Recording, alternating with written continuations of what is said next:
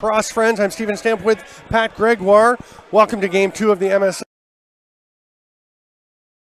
of Canadian Pit Stop Peterborough, making it possible for us to stream this game. We are very excited to have them on board as a sponsor. We give them lots of thanks, and we're very excited to be bringing you this game with Peterborough having the first possession. Holden Cattoni with the ball. He's going to let one go as the shot clock winds down. It's missed.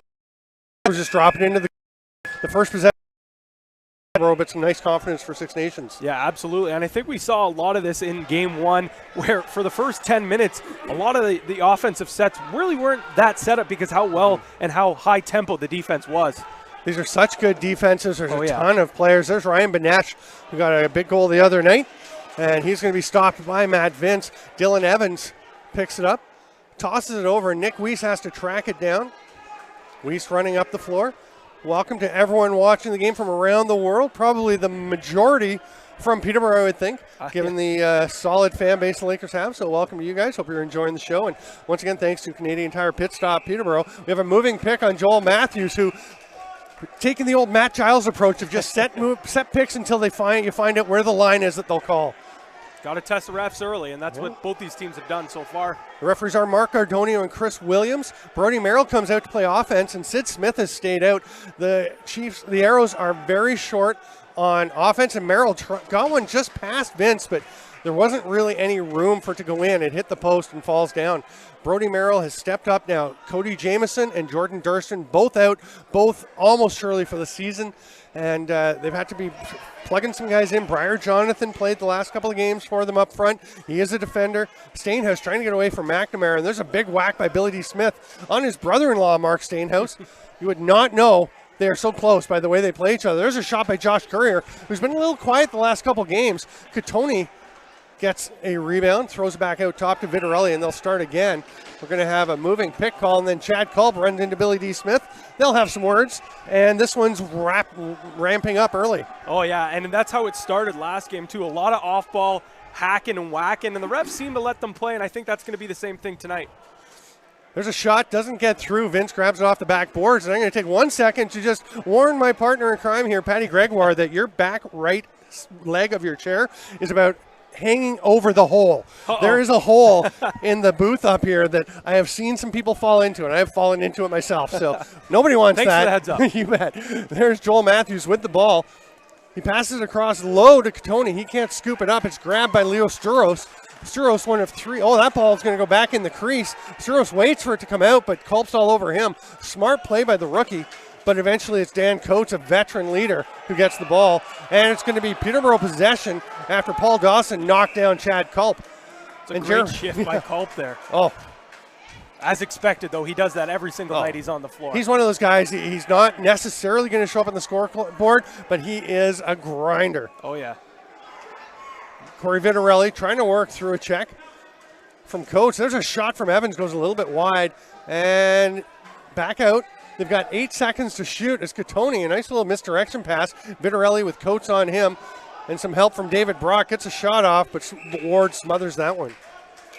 Really like what both defense are doing so far, really applying pressure. As we saw later on in the game, in game one, a lot more outside shots were starting to sink, so these guys are making sure they take away those outside looks because you have so many sharp shooters on both teams. Randy Stotts is in the game, gets it back to point. Stotts is playing his first playoff game of the season. He's had some injury issues, a lower body issue, but great for them to see him back out. There you see Briar Jonathan, who almost won the game on Sunday. He took a shot that I actually credited in my column on IL Indoor to Ryan Benesh. I will correct that, but Jonathan with the shot from the outside that went post, crossbar, post, and ringing out late in the overtime. Oh, it was unbelievable. When we saw the replay on Kojiko's broadcast, it looked like it almost went in. Yeah. And it's going to be, is this a penalty or I believe Mike McNamara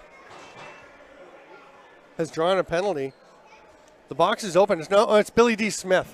Looks like he's heading for the box. So Billy D., no stranger to the penalty box, but You're going to accept some of those penalties because his aggression and physicality is such a tone setter for that team. It makes it so. I had one coach say that they've actually seen guys in the NLL get the ball, start to run in, see that it's Billy D. Smith, and just turn around and pass it away. Oh, absolutely. I mean, he's the type of guy that when he slashes you, you can just look at the player's face on the floor, and it kills him. He is such a heavy hack and whack, Yeah. and you're right. You'll take those 2 minutes, especially with how good the penalty. And sometimes 5 or 10 or very true as well. He's one of those guys. He gets a little hot-headed on the floor. Nicest guy you could meet off the floor, like so many aggressive players. Jones on the power play shoots right into the belly pad of his Colorado teammate Dylan Ward. Now he's harassing Ward, but he gets the pass off. Marshall under some pressure from Evans. That pass is thrown away, and Nick Weiss is going to get there first. Nice effort, though. I think that's Dan Coates that was there now. Dane Smith is battling.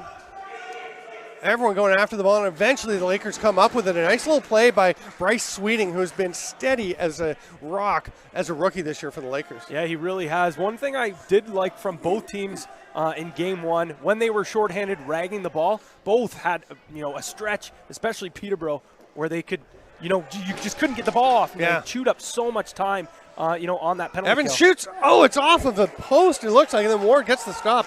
Picked up by Mike McNamara. And, you've got some great raggers. Mark Stainhouse with his quick feet and the hand control. Stephen Keel with a stick that's got about an 8-inch deep bag on it.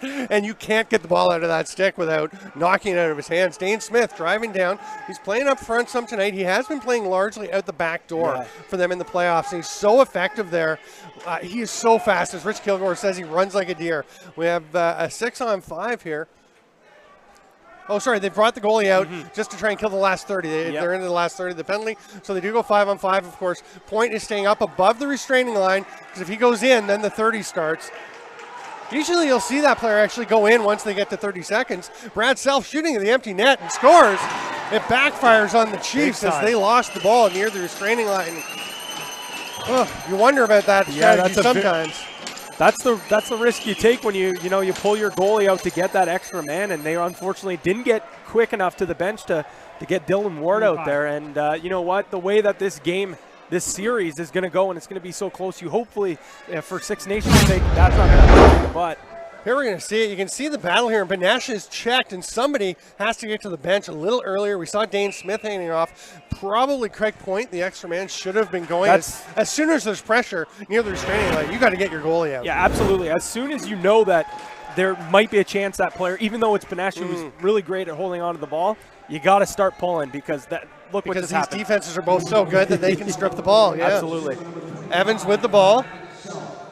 Juke and jive. He's going to let it rip. Save by either Ward or the post. I think it was his foot. But Evans almost found a spot. He had 5 points the other night.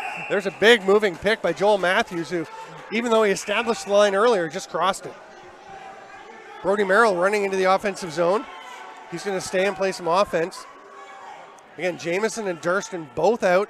So that's why Austin Stotts is here. But, boy, he's making a name for himself. And now we've got a moving pick on Six Nations. And we'll go the other way. The Lakers are going to push the pace. At least Dylan Evans wanted to. Now they'll slow it down a bit. I actually liked the way that the Lakers played in the third period. They seemed to force the issue a little more in that third period, and that's when they really started to play well. Well, I mean, Six Nations clearly won the first 45 minutes of that game. They're up 10-6, and we talked about there's a shot by Jones, but a nice job by Brock to get stick on stick. And a diving effort by Billy D. Smith. Didn't realize that David Brock was there, so good, smart play to get over there. Dane Smith will pass it over to Briar Jonathan, again, who almost had a huge goal the other night. He's picked up by Jake Withers. Point over on the far side to Dan Dawson. Dane Smith cuts. Just a bit of a bump from Brad Self. Dawson with 10 on the shot clock, maneuvering his way around. Now a couple of Chiefs going to the bench to get some defenders out. Benesh right into the belly pad, the low belly pad of Matt Vince. That's the thing you talk about Dane Smith, how big, fast, strong he is. One of my favorite parts about his game is how well he plays without the ball in the other end. I mean, he sets those big bump picks, and he sends guys absolutely flying because he's so big. Stainhouse with a shot into the stick of Dylan Ward. Ward looking up the floor, nothing there. So Paul Dawson will take the outlet pass and just hand it off to Austin Stotts, who, again, just 18 years old, is looking awfully comfortable in this league already. If you were wondering, is he going in the draft this year? There have been rumors, as his brother Randy picks it up. No, he is not. He has started at Onondaga Community College. I believe Friday he was down there for the day or so. I think last week he had to be down for a couple days. But he is able to get here because it's so close. Yes. That shot off the post or not? No, there's no reset called, so just 8 left on the shot clock. And they're going to get a shot from Stotts, but it misses and hits the rafters. It'll be Peterborough ball. Yeah, something tells me the OCC Syracuse connection might be in the future for Austin. Yes, I mean, Randy Stotts did that the 2 years at OCC, where the Lasers win the Community College Championship every year. Except for this year. I can't believe they almost broke the record for most consecutive games won by a team in any junior college sport. Culp thought about a shot. Now Josh Courier rips one that comes straight back to him. There was a reset. It did touch Ward, and he'll get it back. Josh Courier will be a high pick in this year's draft. Passes it to Holden Katoni. I expect them both to go in the top 6 at this point. Penalty coming to Six Nations. Mike McNamara a little over aggressive. Now Matthews getting into his face. McNamara doesn't like it. They're banging around. They're rivals with Rochester and New England. Jones passes across, back door by Courier, just misses. He is excellent at that, but missed that one by a couple of feet, and the Lakers will go to the power play. Yeah, the Courier actually the other night had a very similar play, and he just missed a wide open cage by maybe a foot. And, like you said, he has been quiet the last little while, but he's such a skilled, fast player that, just within a split second, he can create a play because how quick and athletic he is. Yeah, it's the feet. That's so exactly quick, right? He just gets himself in positions, and he has great hands. Oh, yeah. I think what has happened this year, because last year he was a rookie, and he was a little tentative, and I think this year he's just much more comfortable. And his younger brother, Zach, who's a transition player for the Lakers, number 77, went through the same process, but all in this year, and he has become an absolute stud already. Oh, yeah. Here's Mark Stainhouse with the ball. Jones up at the top. Shot by Jones goes wide. Ward corrals it off the backboards. If you're wondering where John Grant Jr. is tonight, he is in Denver for the opening days of Valor Christian High, where he's a coach. Here comes Dan Dawson, passes it off, and the pass back up top. Six Nations going to see what they can kill here. Brody Merrill passes it over to Stotts and gets it back immediately. The Lakers a little confusion about who they want out on the floor. Now they've got their 5 guys, Tutton and Brad Self, double teaming in the corner, and they get it knocked loose away from Randy Stotts, but Stotts fighting to get it. Brad Self gets it back. He is the goal scorer in this 1-0 game, brought to you by Canadian Tire Pit Stop Peterborough, our game sponsor this evening. Thank you so much for making this possible. If you would like to see more games in this series, get in touch. You can direct tweet Major Series Lacrosse. You can direct tweet me, Steven Stamp, at StampLax. You can tweet Patty Gregoire if you like. You'll just pass it on to me. Absolutely. At P. Greggy, whatever. Email me, stamplax@hotmail.com. There's Stainhouse in the slot, just misses, goes over to Evans and runs out of time. He's going to be right on Brody Merrill. They blow. Mark Ardonio whistles to give him a bit of room, and Sean Evans gives him about 1.5 feet. Gardonio and Evans had a couple conversations, let's call it, last game. So something tells me he'll be watching Evans pretty tightly today. You know what? I am a huge Sean Evans fan. I think he's a great player, so passionate, so intense. But referees around the league were horrified when he got an alternate captain's A for this team because it meant he could legally talk to them. Now we have a penalty coming to Peterborough. It might be Bryce Sweeting that Chris Williams is calling over.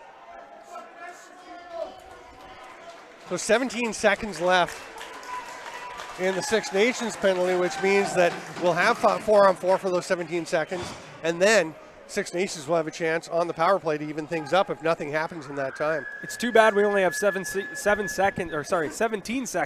of 4-on-4. We saw a lot of it the other night, and boy, was it fun. Yeah, so fast. 2-man game on both sides, so quick, so fast. I enjoyed myself. There goes Ward to the bench, and Dan Dawson comes out. They will go 5-on-4.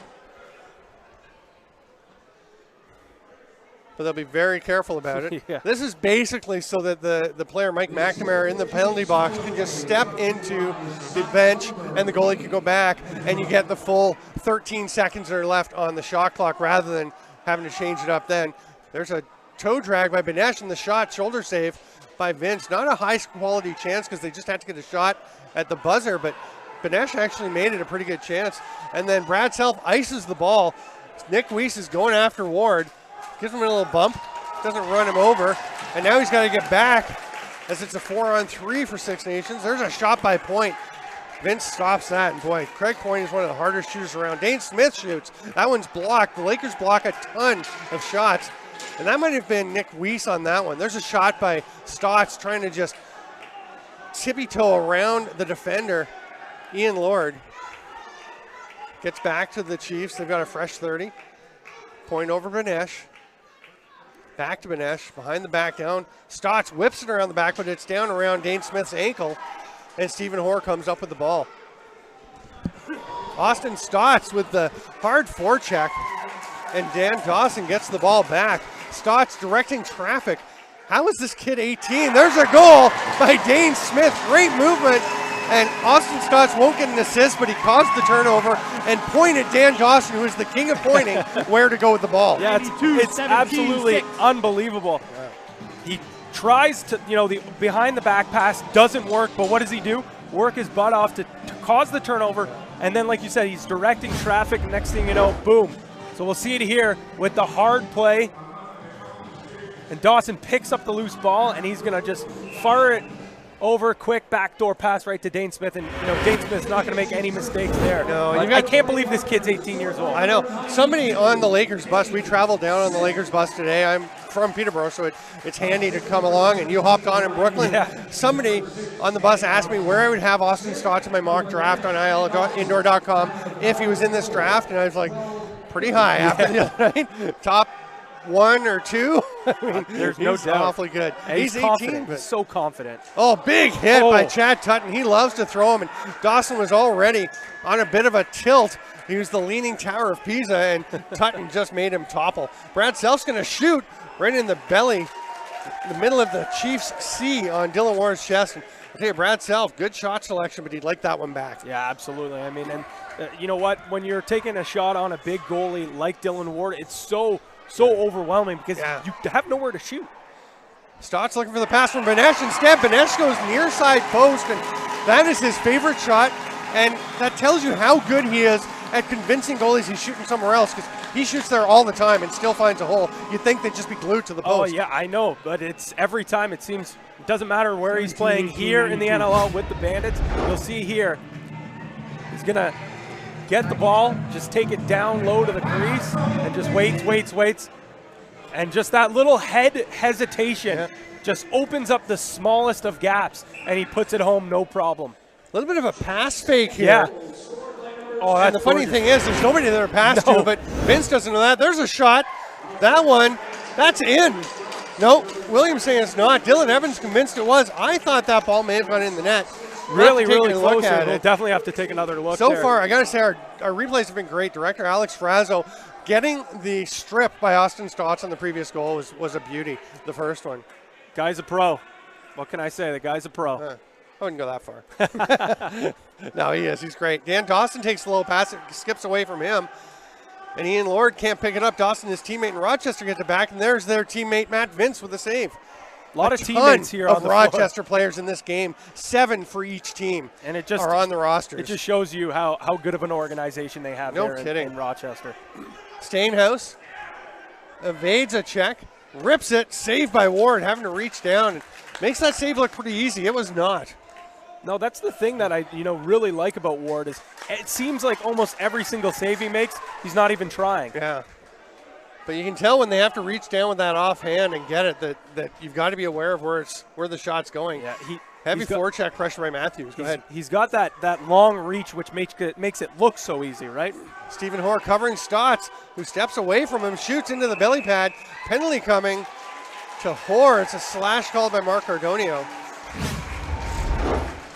I didn't actually see a slash, really. Here's the shot. Now, where's the ball? If we can back it up a little bit. Where does it go? Tough to see here. And it looks like he gets it into his stick. Is that it right there? In the stick. Because if it was in the stick there, that was actually in the net. But if it was up higher in the stick, it was not in the net. we can't see, and I'll tell you, the refs were in perfect position to make the call, so we will trust their call on that one. But we, of course, get the advantage of the replays. So. Yeah, exactly. We'll give them the benefit of the doubt. Yeah. Ward scoops that one up with 12 seconds left on the shot clock, and Dawson will run it ahead. 1:37 on the penalty. Find the back to Dane Smith. Rips it, scores. Near side, just fires it by. And boy, it's hard not to give Dane Smith space on the power play, but you have to get on him. Oh, absolutely. You got to get to hands, and especially he's the player that when he sinks one in early, his confidence gets going, and then he becomes a volume shooter. And you'll see here, pass comes out, and there's a little pick there. Crease defender there has to get out earlier because that top shooter on the penalty kill got sealed there. There's got to be a rotation. And the other night, those rotations were there. Great shot of Evans and Thompson facing off, and Evans eventually gets the win as it's picked up by Lord. Robert Hope, who is, I think, one of the best defenders in lacrosse, was the one a bit late getting out, but the thing is he went out with some guarded caution because everyone knows if you run at Dane Smith, he'll just jab step around you. Oh, yeah, that's his go-to move. If your momentum's going away, forget about it. That pass was straight to Thompson. Evans trying to get it to Josh Courier. Thompson will slow things down. Now he's going to go ahead with Brock sending a seal for him. And now he stops again. He's going to stay and play some offense. Briar Jonathan gets past Josh Courier, who as a defender makes a very good offensive player. Sean Evans, not to take a jab at Josh, but he's definitely an offensive guy. There's a penalty coming now to Six Nations. Probably too many men. Evans will shoot, saved by Ward. Yeah, it's too many as they rush back.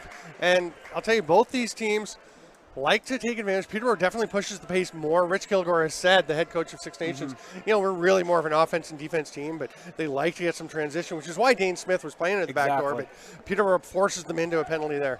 And you have also, too, these two teams are adjusting.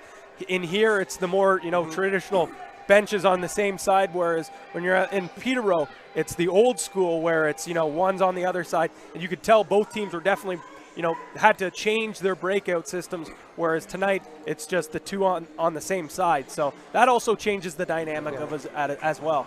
And it's funny, I'll tell you, for the guys who grew up in Peterborough, I mean, obviously they go and play elsewhere and get used to it, but, I mean, I grew up in Peterborough. I watched lacrosse and hockey in the Memorial Center, and it never occurred to me it was strange to have the benches across the floor from each other.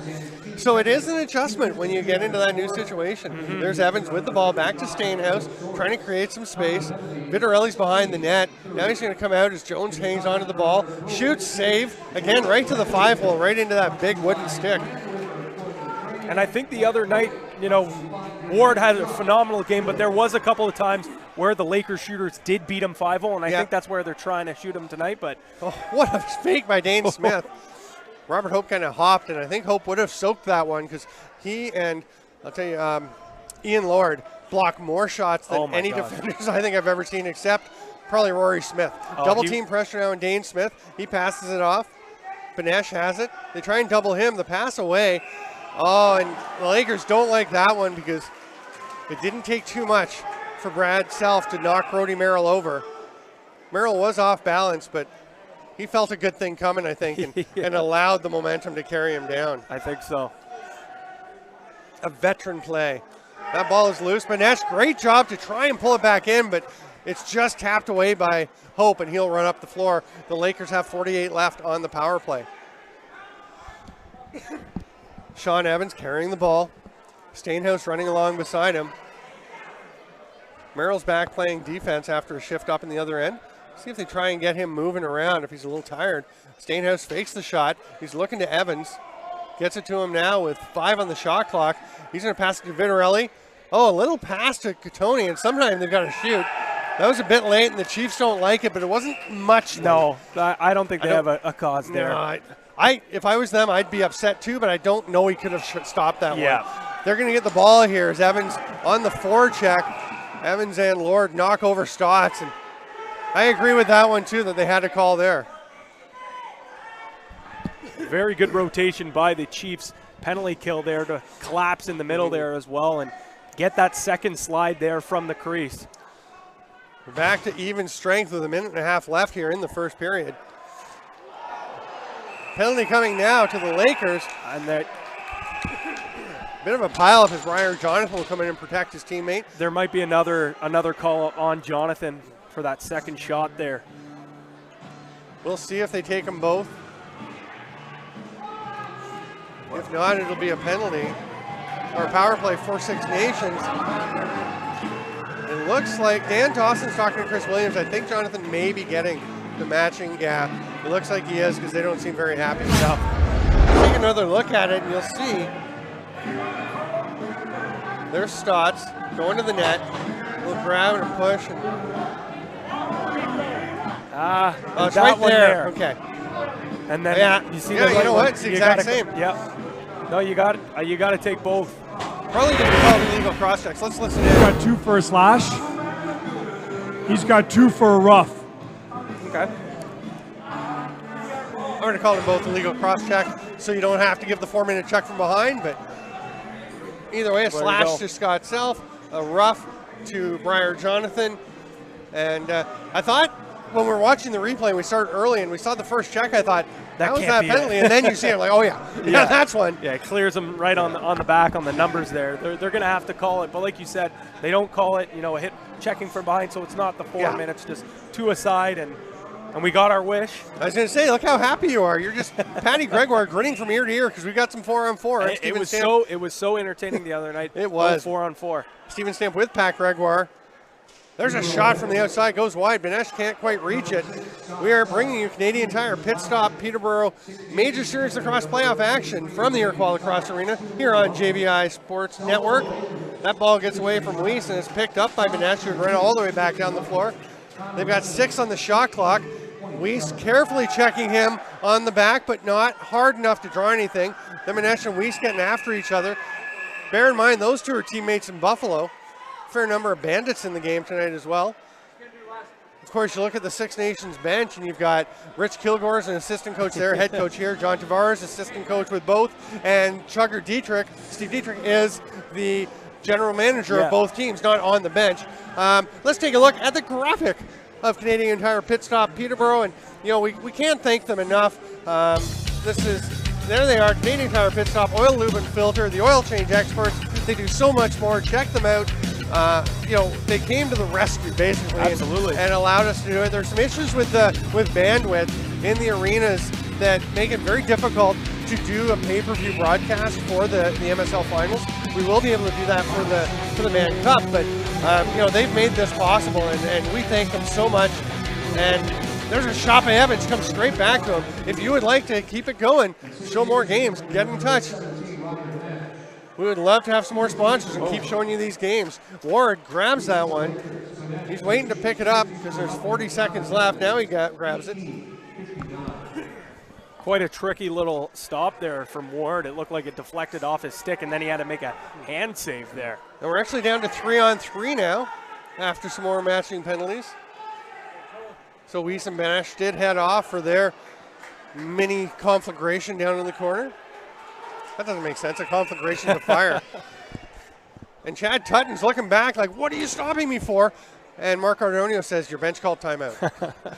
And Chad Tutton says, okay. Fair enough. I can accept that. Yeah. So 3-on-3, if you're, let's play a little game. Who do you put out on defense if you're Six Nations? Your Six Nations, I think you gotta go with Brody Merrill.